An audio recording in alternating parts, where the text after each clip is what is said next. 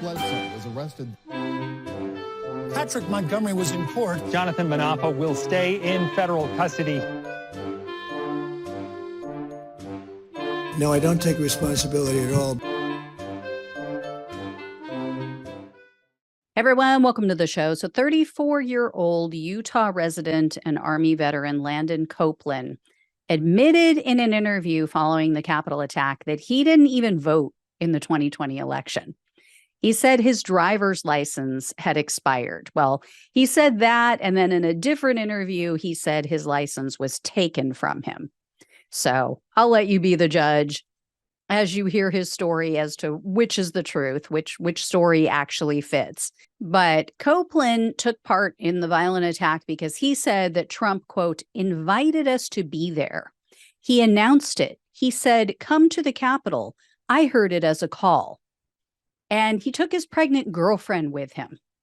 So on January 6th, Copeland was seen and heard on video. He was screaming at officers. His face was bright red at one point. He looked absolutely crazed. And as another member of the mob approached an officer, this guy was yelling and pointing at the officer. Copeland took that opportunity to push that man into the officer. He used both hands and shoved this guy into the officer. So the man tried to grab onto the officer after being pushed, and the officer fell to the ground and his knee was injured. Other officers jumped in. They tried to assist. And then Copeland started wrestling with them. He grabbed at their jackets. He grabbed at their riot shields. And according to the investigators, he lowered his body down at certain times. And it looked like he was attempting to either prevent himself from being pushed back, like to steady himself, or, he just was trying to avoid their attacks. I don't know.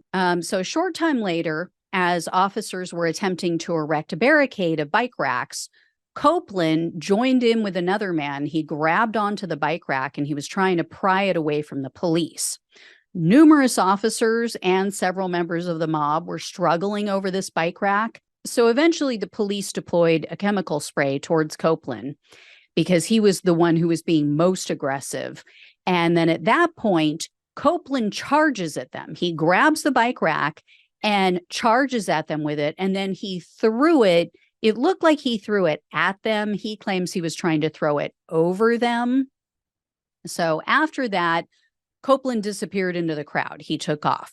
So the FBI interviewed him on February 11th of 2021, and he admitted that he was at the Capitol. Copeland said that an officer refused when he asked that officer if he could enter the building. And Copeland referenced that there was like a sea of people behind him. And he told the officer, quote, I don't think you get to decide. And then he admitted that he grew angry because he said that the police had hit someone in the face with a rubber bullet, and then they were trying to arrest him. Either they were trying to arrest him or they were trying to arrest someone else. And Copeland kept saying that the police were trying to steal members of the mob. That's a quote. He referred to, them being arrested as stealing them. And he admitted that he shoved another rioter. He tried to downplay it, though. And he said that he took an officer's baton away from the officer, that he threw that into the crowd. And then Copeland said, quote, I just remember it was a fight. When asked if he regretted it, though, Copeland said, quote, not entirely. No, not really. And then he added, quote, what happened there should never happen again. But Copeland said that he believed, quote, what we were asking for was not a demand that was outside of what we could ask for. And then after that FBI interview, the FBI later discovered that shortly before they met with him, he had sent a text to several friends. And in that text message, he said, quote, to all of you out there, please keep your rifles loaded and your heads down. I go to meet with the FBI in 15 minutes. Thanks for the portion of my life I shared with you. May God bless you and your lovely family. I don't know what's going to happen in here. And one day prior to Copeland's arrest, he posted on Facebook and he wrote, quote, I go to see the FBI and a judge tomorrow. I guess peacefully protesting at the Capitol is now illegal. and they're trying to hunt us all down to try and teach us a lesson. Unfortunately, only one option remains when we return. We bring guns and take the Capitol building without intention of being peaceful. This ends with the government bombing their own people. I had hopes it wouldn't, but here we are. Yeah, he was so peaceful, wasn't he?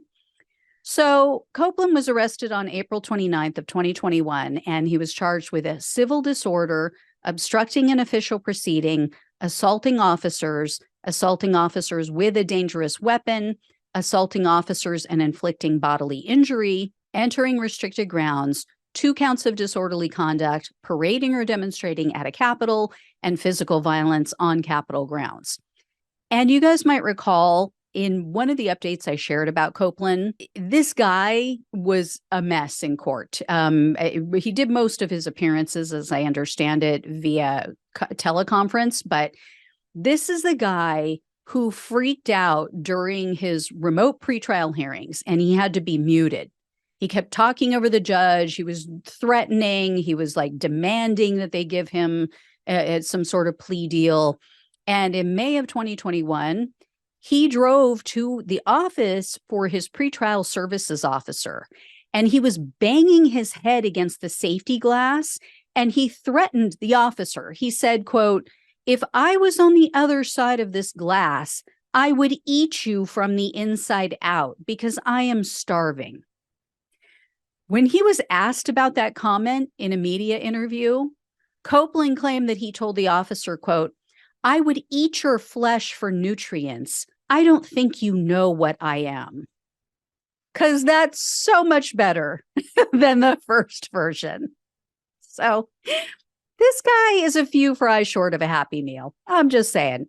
Anyway, that little Silence of the Lamb stunt got him thrown back in jail. So he has been in jail since then, awaiting trial or awaiting a plea deal. So this is, one of those political prisoners that old Marge wants you to feel sorry for.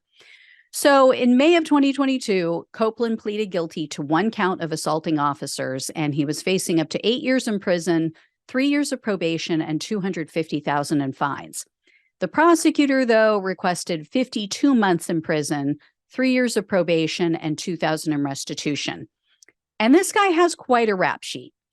In 2013, he received a military conviction and dishonorable discharge for distribution of marijuana and related offenses.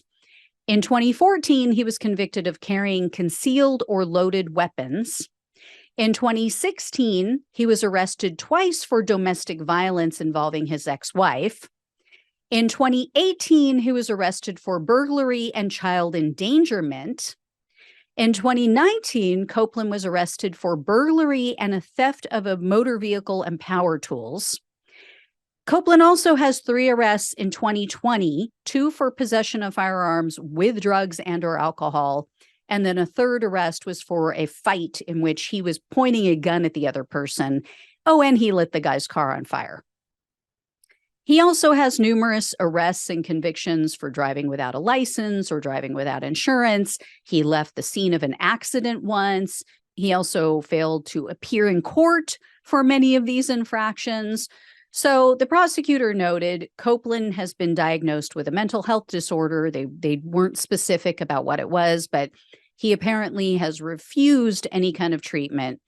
So there aren't any publicly available details about what was said at the sentencing hearing, but U.S. District Judge Amit Mehta presided over Copeland's case, and he was sentenced to 3 years in prison, 3 years of probation, and $2,000 in restitution. This was nowhere near enough, not for someone with this kind of criminal history. And I'm not sure if Copeland will receive credit for the time he's already served. I assume he will, which means he's going to be out very soon. This guy, I believe, is a ticking time bomb. So when I hear more, not if, I will let you know. Thank you guys so much for watching and listening. Please like, share, and subscribe. Please become a donor if you can.